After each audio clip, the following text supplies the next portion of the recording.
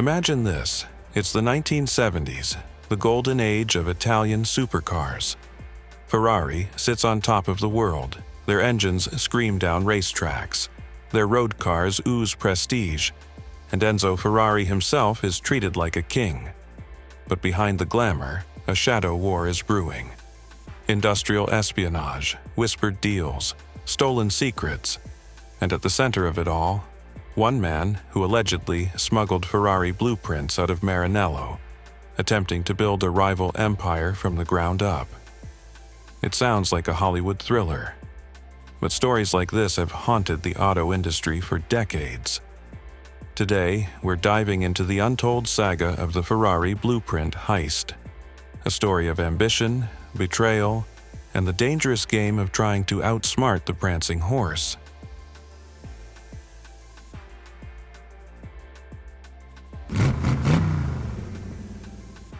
By the late 1960s, Ferrari was more than just a car company. It was a symbol.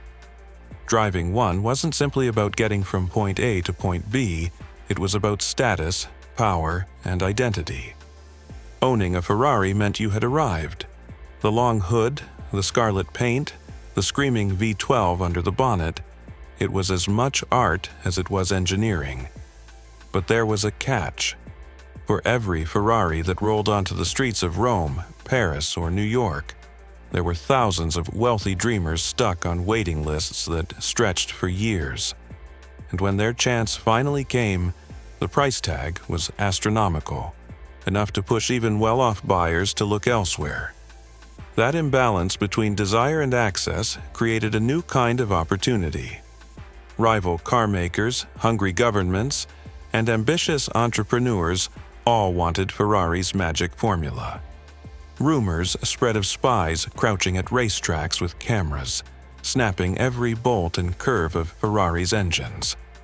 Engineers were whispered to be lured away with fat paychecks, coaxed into revealing secrets after a few too many glasses of wine at industry parties. And sometimes entire sketches would simply disappear from Maranello's workshops, only to reappear as suspiciously similar ideas in rival factories. And then came the story of one man who allegedly went further than anyone else. Our story focuses on a former engineer. Let's call him Lorenzo. He wasn't a household name, not one of the star designers who graced the covers of glossy magazines. But he was there, inside Maranello, during Ferrari's meteoric rise of the 1960s. He had access to what most outsiders could only dream of. He saw the drawings laid out on drafting tables, handled experimental prototypes, and sat quietly in meetings where secrets were shared only among trusted men. But Lorenzo was restless. According to whispered accounts, he grew tired of the culture inside Ferrari. On the outside, it looked glamorous. World championships, elegant cars, and Enzo Ferrari at the helm like a mythic figure. But inside the factory walls, the truth was harsher. Enzo's famous quote, "You don't buy a Ferrari, you marry it," applied doubly to his staff. Engineers worked endless hours, their names forgotten, their sacrifices unacknowledged. Credit flowed upward to Maranello's boss, while the men in the shadows burned themselves out. That frustration began to fester. For Lorenzo, admiration slowly shifted into resentment. Piece by piece, he started to collect what others dismissed as scraps of work. Gearbox layouts tucked into his notes, chassis sketches carefully redrawn after long nights, even aerodynamic calculations copied down, numbers that could mean everything in the right hands. What looked like scattered fragments was in reality a blueprint of Ferrari's beating heart. Quietly, secretly, Lorenzo was assembling the DNA of the prancing horse, a collection of secrets that could one day change everything. The turning point came when Lorenzo crossed paths with a group of foreign investors, businessmen from Eastern Europe who dreamed of building a car that could rival the best of the West. They weren't content with family sedans or tractors.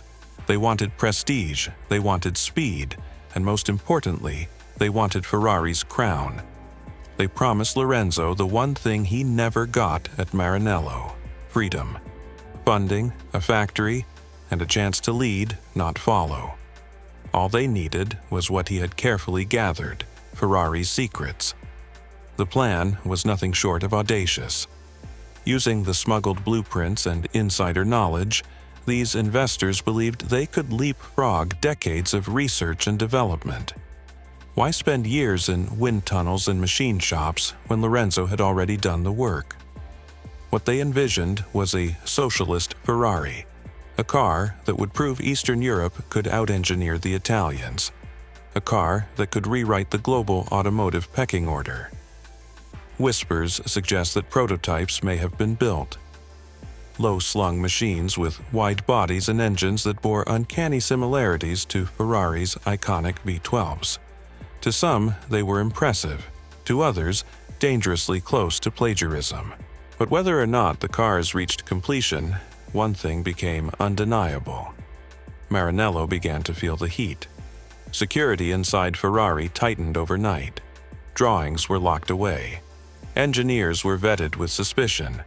And Enzo Ferrari himself, famously proud and famously unforgiving, was said to be furious, spitting fire about traitors trying to steal the soul of the prancing horse. Now, whether Lorenzo's exact story is myth or truth, one thing is undeniable.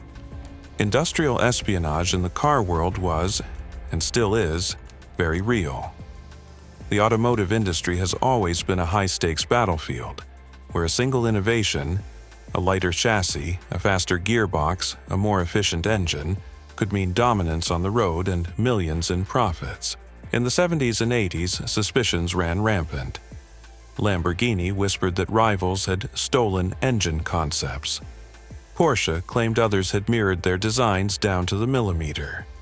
Even Japanese automakers, who were rising quickly during this era, accused competitors of shadowing their breakthroughs. Secret photographs taken under the cover of night, bribed employees slipping files into briefcases, and even shipments mysteriously intercepted before reaching factories. It was all part of the dangerous game of staying ahead. And it wasn't just road cars. Formula One, the pinnacle of motorsport, became infamous for espionage. Whole teams were caught with rival blueprints, sometimes hidden in laptops, sometimes photocopied and passed along by disgruntled insiders. The infamous Spygate scandals were only the tip of the iceberg, proof that even billion-dollar operations were vulnerable to the oldest trick in the book: theft.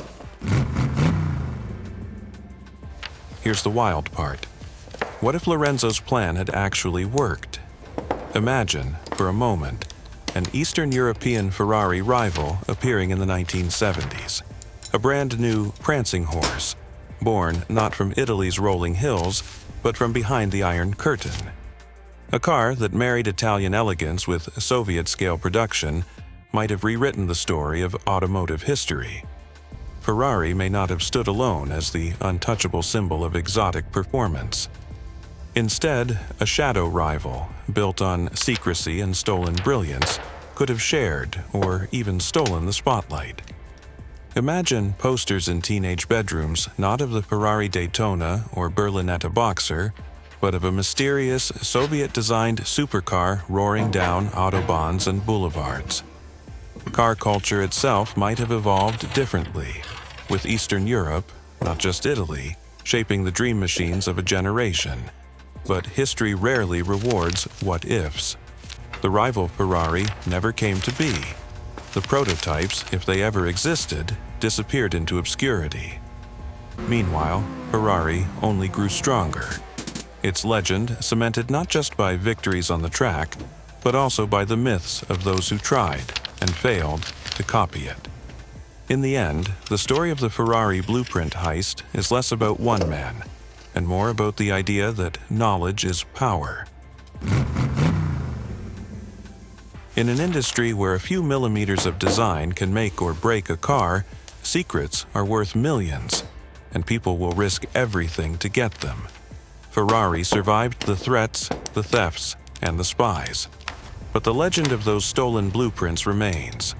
A reminder that behind every gleaming supercar, there's a hidden world of corporate battles, betrayals, and near misses that shaped the cars we worship today. So, next time you see a Ferrari scream past, remember this.